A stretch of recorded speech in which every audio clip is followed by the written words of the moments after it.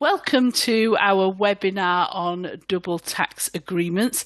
And this webinar is the second part of a series of two where we look at the role of double tax agreements and how they impact on taxation. And in this part, we are looking at the specific impact on in the UK. Previously, we've considered the generic model convention and how that might look as it applies across various countries, contracting countries. But for this one, our objectives are to look at how the specific income and capital double taxation agreements that the UK enter into have impacted on our overall liability.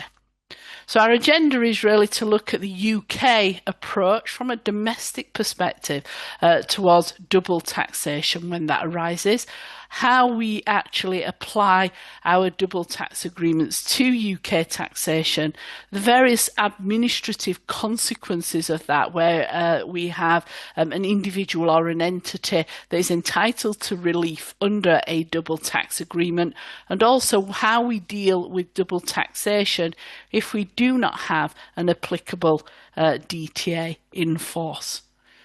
So starting with the UK's approach to double taxation, the UK as a generic point of principle seek to eliminate double taxation wherever possible.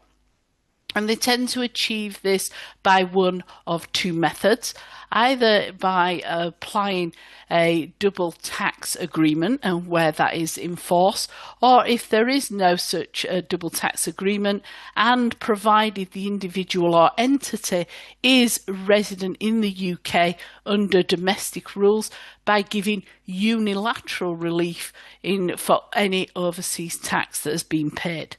Now, the UK has quite an extensive network of double tax agreements. In fact, they have them with more than 130 countries. Details of those treaties can be found at the government website, so it's very easy to access an actual copy of a treaty. And it's important that whenever we are looking at a double tax agreement, that we look at the specific agreement that relates to the countries in question.